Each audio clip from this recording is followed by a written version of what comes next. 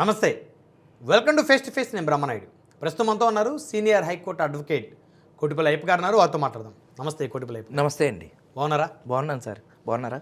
Yeah, fine అండి, thank you. ఈరోజు మిమ్మల్ని ఫేస్ టు ఫేస్కి పిలవడానికి ప్రధాన కారణం, కోటిపల్లి అయ్యప్ప కూటమి ప్రభుత్వానికి పూర్తి వ్యతిరేకంగా తయారయ్యాడు. కూటమి ప్రభుత్వానికి సంబంధించి ఎక్కడైతే లోపాలు ఉన్నాయో వాటిని ప్రశ్నించడం మొదలుపెట్టాడు. ప్రభుత్వానికి ఎక్కడైతే డ్యామేజ్ జరుగుతుందో దాని మీద ఫోకస్ చేయడం మొదలుపెట్టాడు. ఒకప్పుడు ఎమ్మెల్సీగా పోటీ చేసిన కోటిపల్లి అయ్యప్పకి జనసేన పార్టీ బేషరతుగా మద్దతు ఇచ్చింది. సాక్షాత్తు నాగబాబు గారు కోటిపల్లి అయ్యప్పకి ఓటు వేయండి జన సైనికులు అని చెప్పినటువంటి పరిస్థితి మీరు ఎమ్మెల్సీగా పోటీ చేసినప్పుడు. సో ఎందుకు వచ్చింది గ్యాప్, ఏంటి? గ్యాప్ అనేది ఏం లేదండి. పవన్ కళ్యాణ్ గారి యొక్క సిద్ధాంతాలనే మేము ఇప్పటికీ ఫాలో అవుతాం, ఎప్పటికీ ఫాలో అవుతాం.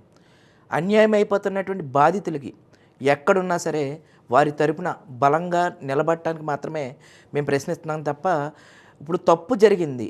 ఇప్పుడు చాలా సంఘటనలు చూశారు. కందుకూరు ఘటన చూశారు.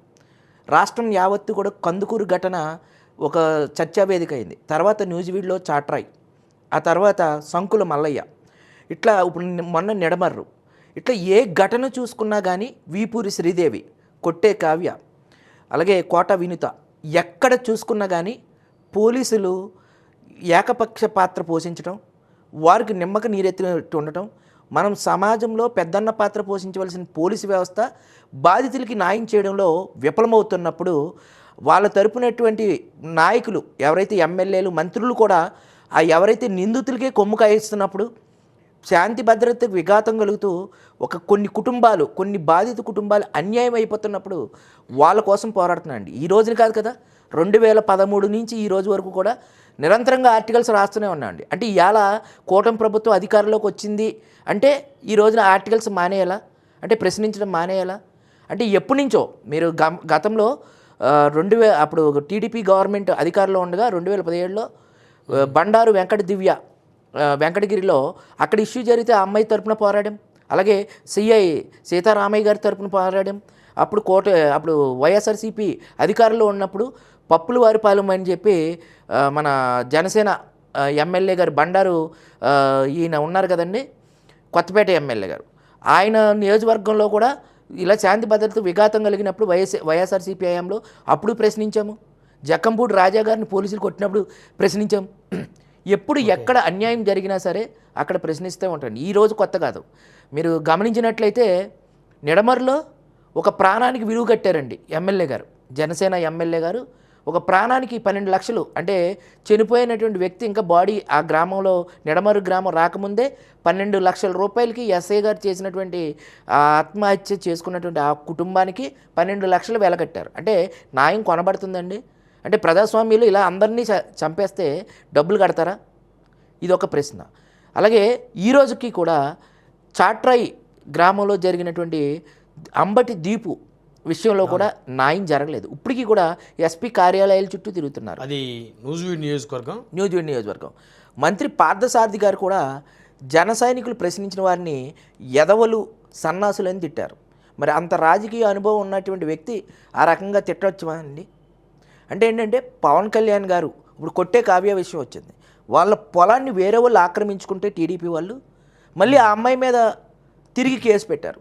సర్వే రిపోర్ట్లు అన్నీ పరిశీలిస్తే ఆ అమ్మాయి వైపు న్యాయం ఉంది. కోట వినుతూ గారి బెడ్రూమ్లో సీసీ కెమెరాలు పెట్టారు.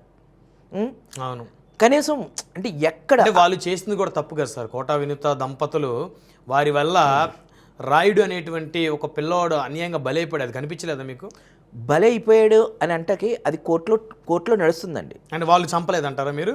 అంటే చంపారా లేదా అని చెప్పి కోర్టు వారు తెలుస్తారు. ఎందుకంటే వాళ్ళ వాదన వినే కదండి అతి తక్కువ రోజుల్లోనే బెయిల్ మంజూరు చేసింది మద్రాసులో అతి తక్కువ రోజులు. యాక్చువల్గా మర్డర్ కేసు అంటే 90 రోజులకు కానీ బెయిల్ రాదు.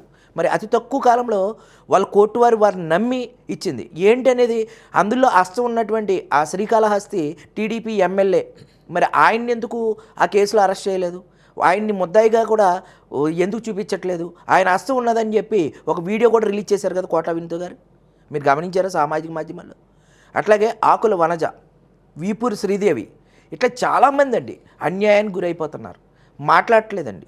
ఎందుకంటే టీడీపీ తోటి లాలూచీ పడిపోయి అంత ఎందుకండి మా నిడదవోలు నియోజకవర్గంలో కందులు దుర్గేష్ గారి మీద కూడా ఈ ఆంధ్రజ్యోతిలో కానీ ఏబిఎన్లో కానీ కొన్ని మీడియా ఛానల్లో ఆయన పర్యాటక శాఖ మీద తప్పులు వేస్తున్నారు. దాన్ని మేము ఖండిస్తున్నాం.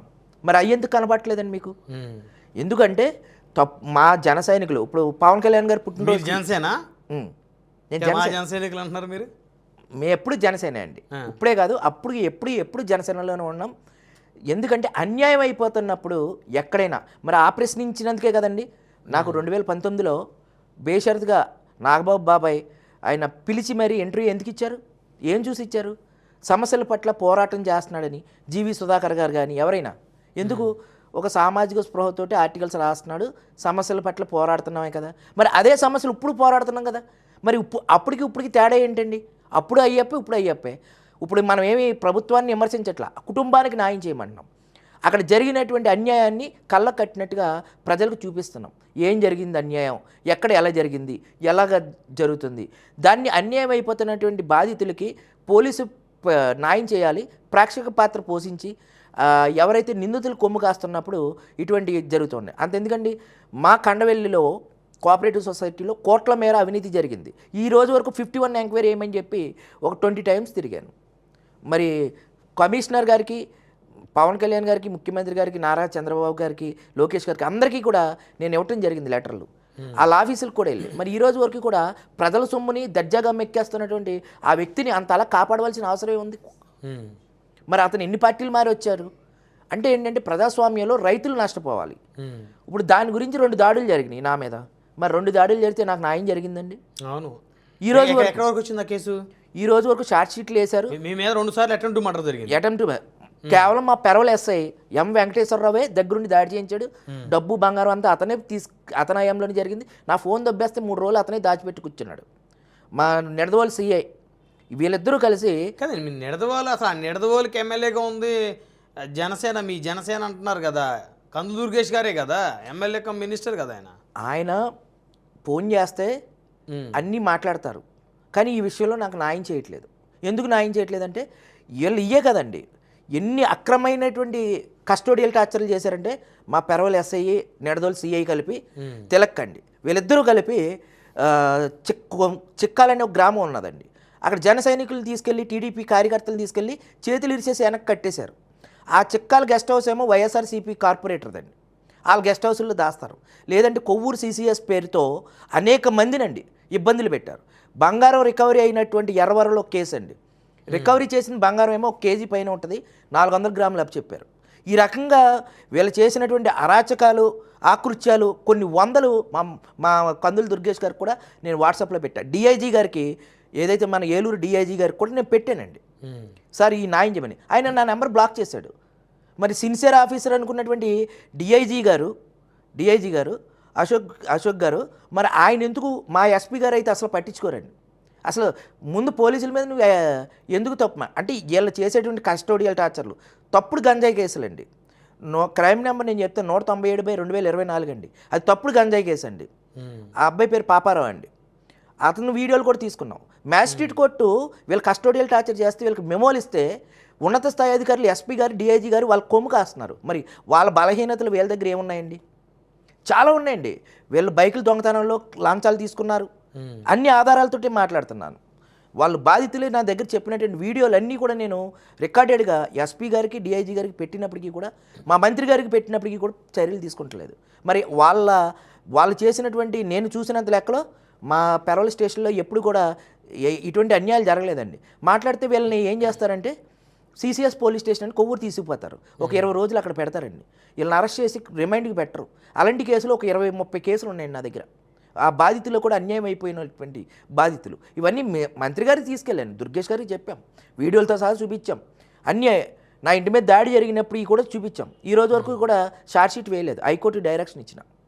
ఏమన్నంటే ఇలా ప్రశ్నిస్తే ఈ గంజాయి అమ్ముకోవడం, డబ్బులు లేవు, రౌడీ షీట్ ఓపెన్ చేస్తానంటాడు ఎవడు మా పెరవల్ ఎస్ఐ. అతనికి ఏంటి అంత ఇదంటే అతను లంచగొండండి. నేను డైరెక్ట్గా చెప్తున్నాను మీడియాలో, నా దగ్గర ఆధారాలు ఉన్నాయి, ప్రతి దానికి ఆధారం ఉంది. ఎక్కడ ఏ కేసు డీల్ చేసినా సరే యాక్సిడెంట్ కేసులో 35,000 రూపాయలు తీసుకున్నాడు. ఏ స్టేషన్ బెయిల్ ఏ కేసులో అయినా సరే లంచాలు తీసుకుంటాడు. నేను పబ్లిక్గానే చెప్తున్నాను. అతని వల్ల పోలీసు వ్యవస్థే మొత్తం నాశనం అయిపోయింది. అతని వల్ల సిఐ తిలక్ వల్ల. వీళ్ళిద్దరూ చేసినటువంటి ఆకృత్యాలు కొన్ని వీడియోలు నేను డిఐజీ గారికి పెట్టాను, ఎస్పీ గారికి పెట్టాను, కానీ చర్య చేసుకుంటా. ఇటువంటి వ్యవస్థల్లో నా కళ్ళ ముందే నేనున్నటువంటి స్టేషన్లోనే ఇంత అన్యాయం జరిగింది. ఒక చదువుకున్నటువంటి అడ్వకేట్ జనసేన పార్టీలో ఉన్న నాకే ఇంత అన్యాయం జరిగిందండి కళ్ళ ముందు. ప్రశ్నించినందుకు మా అమ్మగారు వేలుముద్రలు చేసేస్తే అవును జరిగింది. మరి అలా రాష్ట్ర వ్యాప్తంగా ఎంతోమంది అభాగ్యులు నిర్భాగ్యులు ఉన్నారు. వాళ్ళకి ఇంకా ఎన్ని అన్యాయాలు జరుగుతున్నాయనండి. ఇప్పుడు చూస్తున్నారు, ఎంతోమంది స్థలాలను కబ్జా చేశారు. అటు వైసీపీ టైంలో ఒక చేబ్రల్లో ఒక జన సైనికుడిని చంపేస్తే ఆ జన సైనికుడు చంపేసినటువంటి కుటుంబానికి ఎవరైతే వైఎస్ఆర్సీపీ అతను జన సైనికుడిని నరికేశారు.